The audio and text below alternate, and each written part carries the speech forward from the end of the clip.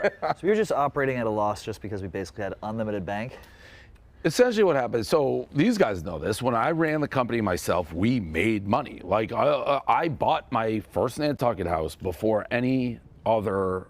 It was not a charity, it was a for-profit business. And it's like, so everything we'd spend, but you looked, it's like, all right, well, this is my or all of our money's being spent. Churn buys it, intent, purpose to resell it. That was always why they did it. To be honest, when I sold it to Churn, I fucked up because our revenues weren't overly high. I could have made them whatever I fucking wanted if I was willing to lose money or jack up. And that's how they base the price of your company on. So Churn gets it, revenue, revenue, revenue, and we start going up. We don't, it's not my money anymore. We don't really fucking care about losing money. And they base a sale on more revenue than profit, so to speak. Yeah, so like you could have a bajillion dollars in payroll and rent and overhead, but if revenue's up, you look at these. They didn't even look at profit. They just You look at companies like DraftKings has never made a fucking cent. Like their revenue. How can they operate for so long? Uber, right? There's Uber. There's tons of companies because you get investors. That just goes over my investors. head. Yeah, money goes in, and the thought is once DraftKings or Uber or whatever, once they hit that, they're not going to make a little money. They're going to make a shit ton, and all your investors get paid back. So you know. The making money wasn't a thing. Bring in Penn, they're $1 billion company. So if you're losing a couple million, that's a rounding error. It doesn't matter for fucking them. It's a huge company, and there's all this expense too, which will probably be removed from, you know, Eric is dealing with making the books public. You need a lot more finance people, a lot more everything. Regulations, all that shit that. Like, her and I know I was. I was like, well, we can't spend there. It's not my money anymore. So you're growing revenue. I think from Penn's perspective, because they're already public, the sales already happened, they're probably like, let's just get as many people in the funnel and turn them to gambling, and then it's worth it. You have a very clear way to get your money back. When that starts not working, it's like, well, we're losing all this money here. We're not getting the market share we need, so what's the advantage? Do you think if this didn't happen, I think a lot of people here, ironically, were like, oh, I'm safe now that Dave got the company back before we started to realize they're losing money. I thought the opposite. Well, right, I think you're smart, and you were like kind of like... the fine line. If the sale didn't happen and we just kept going, would they have started to lay people off? All the people who we have to lay off would have been laid off in any scenario. And then I think there's a whole new layer, including probably everybody on this. Honestly, the only people I think really would have been totally safe is like the PMT guys. Yeah. Like people that with Penn. Yeah. Like anybody. Yeah. People that they saw like, hey, we can plug this into ESPN and it helps gambling. Right. If you didn't directly help gambling, yeah, I think it's like literally very few. And they were transparent about that. They're like, we saw that like down the pipe. Like, all right, you guys got all these pods that are kind of like. I just had one conversation before I knew any of this happening where I still thought it's like if we can't boost market share, optimization is coming. And I'm like, I don't think you can optimize Barstool. I thought we could boost market share. What do you exactly mean by optimization? We can't be losing money. Right. Like we have to optimize financially. Right. Why couldn't we get more market share? Was it just the odds?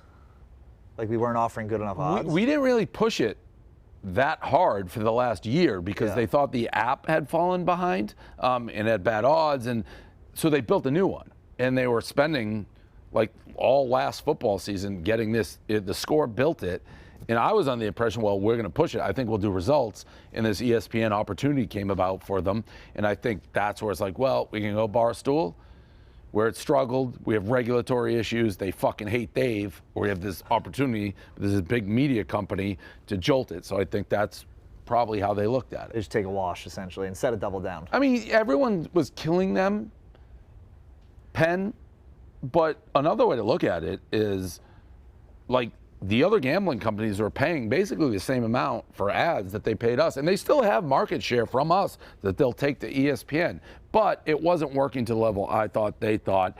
And when you expect to be like 20% market, like competing with draft? Yeah, so did I. No, maybe not. I remember simple formula. It's like just give more odds. I remember didn't thinking think once we'd we be that get high. legalized in Massachusetts and the Northeast, like not a person up there wouldn't use our app over the other apps. Remember I thought Philly And crushed? then I thought they have the tech, but we have like the loyalty. But I think when you're betting, if you have better odds and a better user interface, people just go with their. And FanDuel and DraftKings had a gigantic advantage with their database because they were doing the huge head fantasy, start. They had the daily yeah, fantasy. They're able to flip into the gamblers. We started higher, but we really, I think, our app was really falling behind, and it's like let's just like I know I had wise covers, like usage of it. yes, Like, it wasn't and odds. And I know I remember Jay people always at kinda one point saying- he's like, we're not going. I'm like, we were doing sweatshirt giveaways. We stopped doing that. We stopped doing everything. He's like, there's no point in spending to push people to an inferior app. Let's wait till we have the new app, which is the new app now, and we'll. So what is that? That's like these other companies hire like some fucking MIT tech. They went through the hotshot, same. like, They went through the same growing pains. Like DraftKings was on Canby, which we used, and then they hired God knows how many engineers and spent years building their own. right. So they just have this And that's what unbelievable And that's what Penn did. brain trust. And like we couldn't be like, hey, let's do this, let's change this. You were stuck in what they built.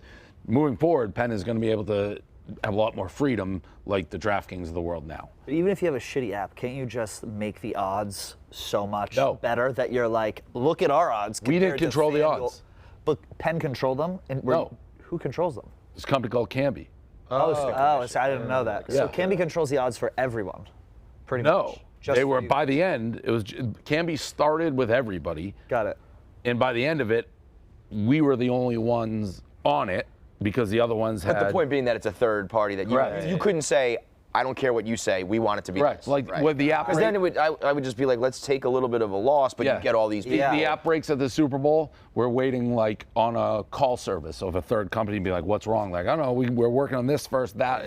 It was no bueno. And now those other guys are in-house, or they just with a better company? They went in house. And so Penn it's is just like now you run your in-house. own shit. Right. They bought the Score, and the Score, since they bought the Score, they were building the new bigger, technology better, right. to make it a much better interface. And I think that's where Penn's like, hey, we have this new app that we spent a lot of money with the Score on. We have this opportunity with ESPN, which you can say whatever you want about them. They're the biggest brand. Mothership, whatever. Yep.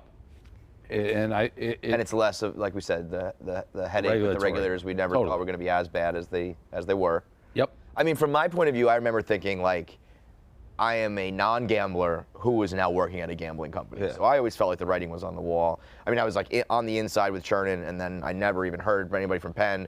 But then they changed their name to like Penn Entertainment. I was like, maybe they do care about entertainment. But ultimately, I think that was when they bought the Score. So they were like, we have the Score and Barstool. I just that remember is what thinking- sent me over the moon with Nate when he came in, because I've said it, but it's like the Nates we're gone. are why I came back in when I thought I was out, and then he's coming in guilting me about a guy who's been here for a cup of coffee who nobody knows, and it sucks, but I don't need him guilt tripping me over that. Right.